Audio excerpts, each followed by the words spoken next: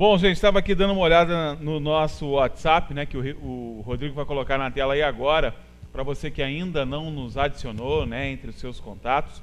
Coloca aí, ó, redação do diário, conversa com o nosso jornalismo, manda aí seu flagrante, o seu pedido de matéria. A gente está com um monte de participação interessante aí, né, ao longo do programa, muito bacana. A gente está sempre filtrando, gente, e levando para o jornalismo para fazer o contato contigo depois. A gente vai lá com a equipe, faz, né, todo esse trabalho de registro dessas demandas, né, que a Sociedade Teresopolitana sempre nos traz, tá bom? Vamos refalar de história, vamos falar de coisa bacana. Hoje o Vanderlei está mais tranquilo, passou fim de semana com os netos, né, chefe? O Vanderlei hoje não está nervoso, né, com a história política. Lula já está preso, acabou a corrupção no Brasil. Hoje é aniversário do Isaac. Hoje é aniversário do Isaac, ó. 9 de abril. Deve estar assistindo a gente lá em Natal. Ah, ele está sempre assistindo. Tá ligado, aliás, eu né? vou resgatar a foto do Isaac assistindo a gente aqui, lá olhando para a televisão, lá em Natal, né? A Emily mandou pra gente, muito legal. Isaac é uma figura, né, cara? Os netos, os filhos são a cara dos pais, né? E a Emily com aquele jeito todo metódico, sério, né? E o Rafael, a mesma coisa, criou uma criança muito agradável. O Isaac é um presente pra gente. É um figuraço esse menino. Agora, chefe, acabou a corrupção no país, né? Cara, que coisa, hein? Olha, gente, é assim, brincadeira, né? Assim, não tô defendendo o Lula, não tô criticando ninguém, né? Mas a sociedade chega a um ponto, né, de tanta ingenuidade, eu vou chamar de ingenuidade, né, para não chamar de outra coisa, que prendeu o Lula, ligou e desligou a corrupção no país. Que isso, gente? Pelo amor de Deus, não é assim, cara. A prisão do Lula é emblemática, né? Eu acho que é um resultado que coroa esse trabalho da Lava Jato e ela deveria acontecer sim, embora se discuta se vai ser a partir do trânsito julgado ou não, mas nós temos aí quase a metade dos presos hoje, em uma instância eles foram julgados ainda e estão presos. Então não é nada demais que alguém que já esteja condenado em 2 instâncias, né, e num processo muito bem defendido, não está se tratando de alguém que não teve dinheiro para pagar advogado, defesa, né? Então não se há que falar em cerceamento de defesa, tanto na primeira instância como na segunda. Todos os argumentos que a defesa tinha para apresentar que é uma situação inédita, ou seja, é uma condenação sem corpo, né? Muito parecido com o caso do governo Bruno, né? Ou seja, só que essa corrupção, até então, os bons advogados alegavam que tinha que ter ali o recibo, né? Mas o ladrão não passa recibo da mercadoria furtada. Então, realmente, está muito óbvio que houve realmente corrupção e é uma prisão exemplar. Serve para alertar a sociedade que a justiça é para todos, embora a gente sabe que não é bem assim, mas em tese a justiça é para todos. Vai diminuir a sensação de impunidade no país, que é o que aumenta, que amplia essa coisa da corrupção, né? Então é um avanço. A impunidade ela alimenta a corrupção. Mas é só o início, né? Pouco tempo, cerca de uns 2 meses, veio um aluno do SESO. A professora indicou para falar com toda a sala para falar com algumas pessoas e apareceu um aluno aqui com uma carta da professora pedindo que eu falasse sobre a palavra corrupção. E claro que as pessoas estão procurando a corrupção do Cunha, do Lula, né? E eu alertei para ele, a questão da nossa corrupção diária, né? Nós somos corruptos por natureza. A corrupção nós temos uma necessidade de policiar a nossa corrupção, que é a partir das pequenas corrupções que nós vamos se transformar em pessoas mais éticas ou então em corruptos no futuro, né? Então essa corrupção é um mecanismo que existe já na nossa formação, quem tem que combatê-lo diariamente. Então, a partir do momento que você combate a corrupção em família, educando os filhos melhor, corrupção entre os amigos, né, no seu grupo de trabalho, você vai diminuir a corrupção do país. Lá é fruto, né, do que nós temos hoje. Se nós temos políticos corruptos, é porque a sociedade é corrupta. E nós temos que diminuir a corrupção na sociedade para depois a corrupção vir caindo gradualmente. Lá, né? Não vai ser Polícia Federal, não vai ser Moro, não vai ser nada disso que vai acabar com a corrupção no país. Somos nós mesmos, né? Ouviu, gente? Não tem botão de liga e desliga, não, tá? Não tem isso, não. Quem dera se tivesse. Quem dera, né? Vamos para a foto do dia? Vamos lá, Rodrigo. Coloca na tela, por favor. Hoje é uma data importante. Olha os caras aí, os nossos conquistadores. De abril, né? Mas 8 de abril foi também uma data muito importante para a história do montanhismo nacional, né? Tá aí os 5 heróis teresopolitanos, 5 heróis, né? Esse do centro aí com uma coisa no peito, né? Parece um jogador do Vasco. Esse é o Zé Teixeira Guimarães, Zé Teixeira, né? Irmão do João Pernambuco, lá do Sertão, grande compositor brasileiro. E ao lado dele, bem ao lado, né, tá o Raul Carneiro, um dos conquistadores de Deus, e os outros 3 são 3 irmãos, os irmãos Oliveira, Acácio, Américo e Alexandre Oliveira. São 3 irmãos que trabalhavam para o Teixeira, os 4 da mesma empresa, uma serralheria, e eles resolveram conquistar o Dedo de Deus em 1912. É um feito muito interessante, porque é a primeira vez que alguém no Brasil vai subir montanha, né? E aí surge esse hábito do montanhismo. Um hábito do montanhismo, isso né? Há 106 anos atrás. 106 e aconteceu anos. Em Teresópolis. A gente tem essa coisa do orgulho de Teresópolis, deve ser muito grande realmente, porque muita coisa relevante aconteceu aqui, né? E essa conquista acontece num período muito interessante, porque havia no Rio de Janeiro um movimento, um movimento de combate às secas, e o Arrojado Lisboa, que estava à frente desse movimento, ele manda para Teresópolis 2 alemães, o Hans Baumann, que era geólogo, e o Lutzeberger, que era um alemão, era botânico. E a intenção do Arrojado Lisboa, desse Instituto contra as Secas, era entender o território nacional e passando por Teresópolis, por que não? Teresópolis muito em voga naquela época. Sim. E eles vão subir, chegar no cume do Dedo de Deus para entender a geologia e a botânica do lugar. Eles vão contratar esse Raul Carneiro, que é esse segundo aí, né, da ponta, do lado do Teixeira, e o Raul Carneiro, caçador de Teresópolis, vai levar esses 2 na montanha. Eles vão chegar no cume, já tinham práticas, já tinham técnicas de alpinismo, né, na Europa, e quando eles chegam no ponto de Deus, faltando uns 30 metros chegando no cume, eles definem que não dá para chegar nesse cume. É impossível chegar no cume, mas se nós não chegamos, ninguém vai chegar. E essa fala deles foi a deixa para o Raul Carneiro falar para os amigos dele da serralheria, do Teixeira, que tinha levado os alemães era assim que se chega, eles têm os equipamentos, são uns grampos de ferro. Aí o Teixeira vai criar uns grampos parecidos com aqueles dos alemães que o camarada desenhou para ele de ter visto. Olha que coisa fantástica, né? Olha. A engenhosidade brasileira é fantástica. Um trabalho belíssimo, e aí ele pega essa empreitada e vai subir no cume de Deus, e lá, chegando no mesmo ponto onde os alemães chegaram e não conseguiram passar, ele tem uma ideia à noite que tem solução, né? Desceram a base da montanha, cortaram uma árvore reta, um pau comprido, e sobe com aquele pau até lá no cume e amarram ele lá, se faz o pau de sebo e chega no cume e lá acorda. A engenhosidade brasileira é fantástica, né? Tem um jeitinho brasileiro para tudo, né? Para as coisas ruins e para as coisas boas, né? Deu-se um jeito, e a partir dali o Dedo de Deus foi conquistado por muitas outras pessoas, né? Mas esses primeiros foram esses 5 que tiveram essa sacada de pegar uma madeira lá embaixo e fazer essa ponte, né? Que o alemão não pensou nisso, não pensou, né? De jeito nenhum. Essa capacidade de resolução de problemas, isso é nosso, né? Esse é bem nosso, né? E a gente usa isso muito para o mal, né? Mas a gente acaba usando para o mal, mas o europeu não tem essa capacidade, não. Tanto que é muito comum você ouvir o sucesso de alguns cientistas brasileiros lá fora. Você vai ter sempre trabalho de pesquisas, está lá célula-tronco, agora tem pesquisas com relação a genética e tudo, tem lá sempre um brasileiro chefiando uma equipe nos laboratórios mundo afora, né? É muito inventivo, né? Não tem jeito. Aí, e quem são essas figuras aí? Em 1932, vieram esses 2 aí, no centro está o Teixeira. A gente viu o Teixeira lá com seus 20 e poucos anos, 20 agora está o Teixeira com a serralheria dele no alto, essa serralheria fica ali, esse prédio ainda existe, é uma loja de coisas antigas ali, quase em frente ao Ginda Block, do lado do Fígaro, né? Essa construção dá para perceber, tá se pintado de vermelho, branco, mas a obra é a mesma, né? Tá aí o Teixeira no centro, então ele sendo cultuado, já nos anos 30, 40, ele vai ser muito cultuado. Tá aí a serraria do Teixeira, por dentro, né? A ferraria dele, né? O Teixeira no centro, aí trabalhavam os irmãos Oliveira e o Teixeira, os 4 conquistadores, né? O Raul Carneiro não.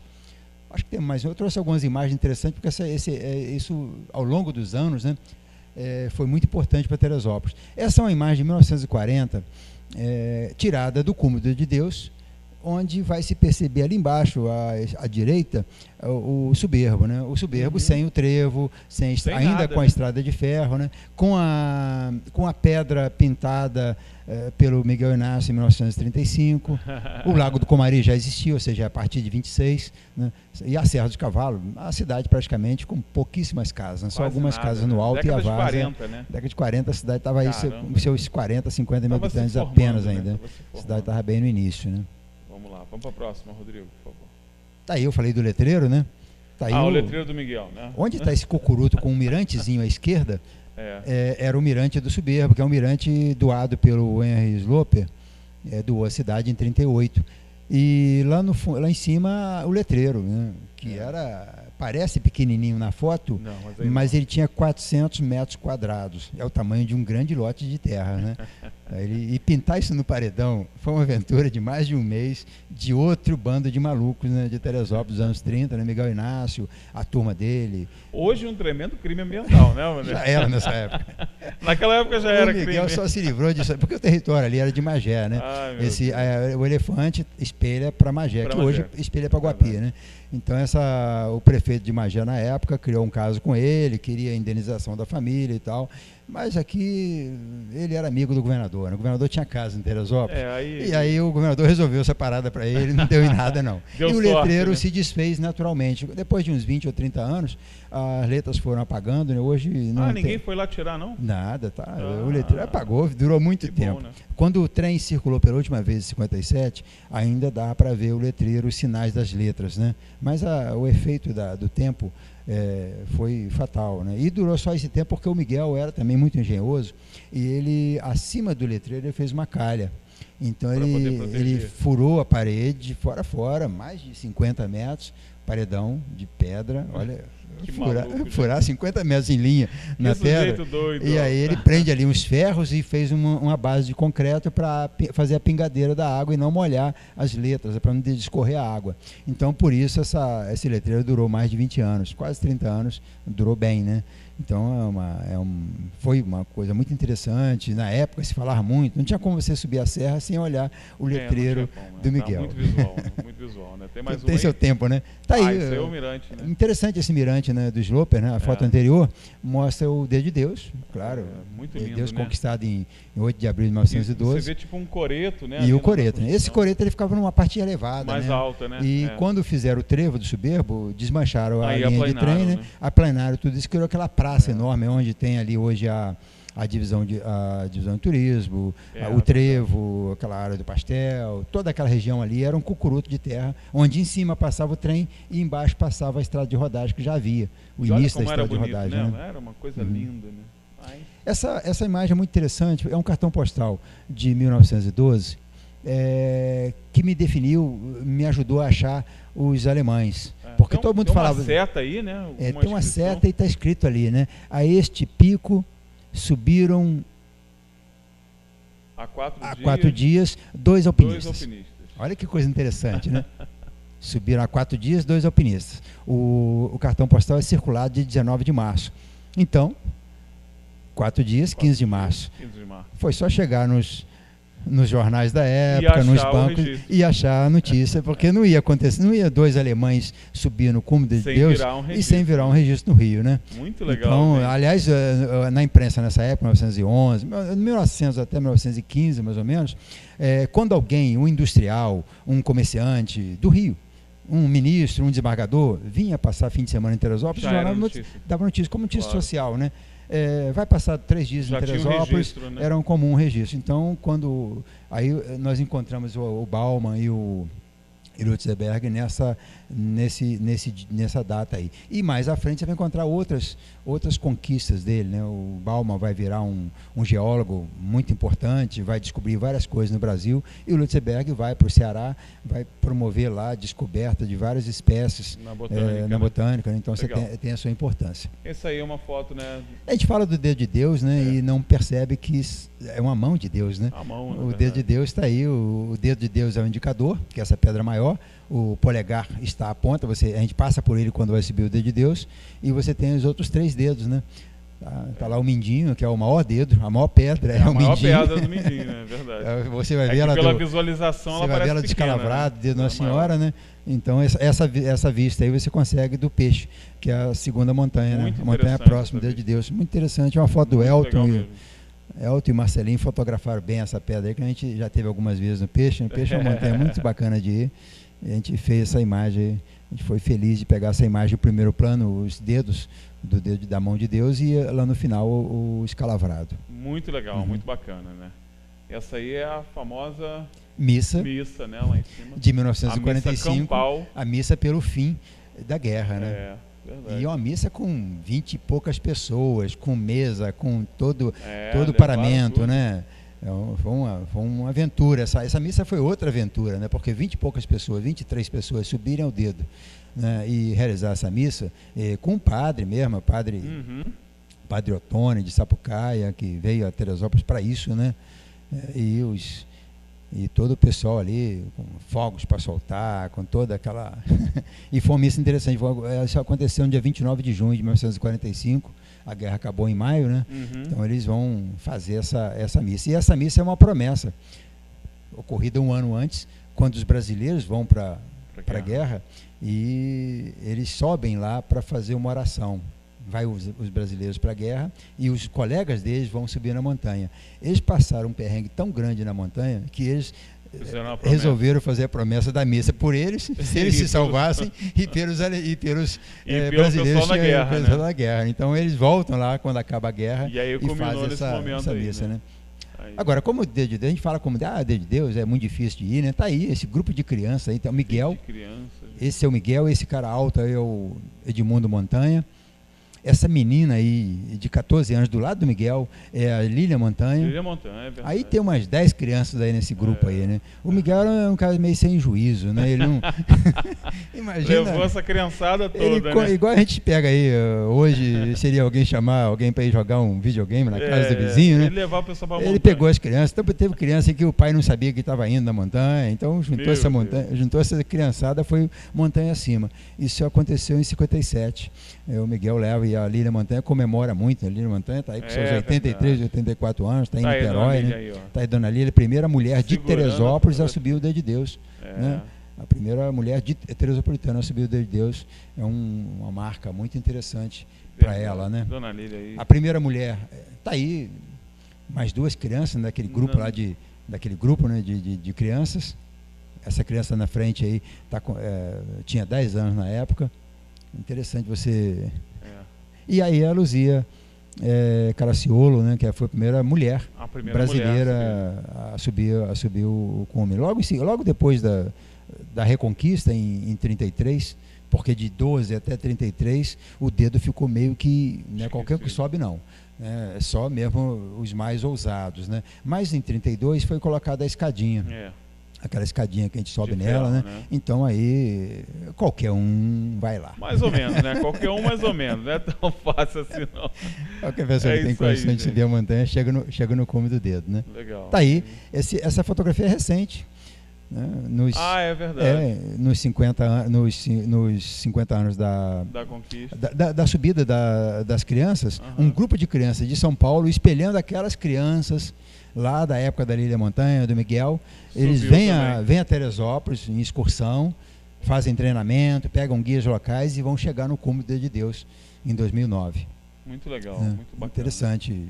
Muito legal. Isso aí é um registro da minha passagem pelo Dedo de Deus. Né? Cheguei também lá. Hoje a escadinha está mais fácil, né? Com a escadinha mole. Agora, pegar esse paredão aí só com um pau virado sobre a montanha, não dá para qualquer um não, né? Só quem já esteve lá em cima que viu, que sabe o quanto que esse cara é maluco. Só quem já viu de perto sabe quanto que ele era doido para botar um pau ali atravessado. E o Zé Teixeira Guimarães e os colegas dele, eles eram assim destemidos e não tinham medo de altura, porque eles já tinham feito um feito extraordinário na época, que foi construir o viaduto do Garrafão. Tinha uma passagem, uma ponte de ferro ali na altura do Garrafão, muito alta, tem resquício dela hoje ainda, e tiveram que lançar-se no abismo muitas vezes para fazer essa construção do viaduto. O viaduto naquela época era feito com Ele vai atravessar uma barra de ferro, vai parafusar, alguém tem que ir lá na ponta do abismo para meter aquele primeiro parafuso, para prender, para lançar a segunda peça, em forma de pinça, né? Então, isso ele já demonstrou toda a sua falta de juízo e coragem. Só nessa ali, né? Em 1909, mais ou menos. Não, antes um pouquinho, em 1907. E aí, que o trem chega ao alto em 1908. E aí ele vai fazer outras loucuras parecidas com essa, né? E uma delas foi a conquista dele em 1912. Já estava calejado quando chegou ali, né? É isso. Gente, muitas histórias bacanas, né? Tenho certeza que você gostou. Com certeza amanhã o chefe está de volta, né, Vanderlei? Com certeza, né? Vai acontecer alguma coisa hoje que vale a pena de comentar amanhã, né? Qualquer coisa vai acontecer, não tem jeito. A gente vai para o intervalo comercial rapidinho, coisa rápida, tá? Daqui a pouco a gente volta com o último bloco de hoje. Não sai daí, é rapidinho o intervalo.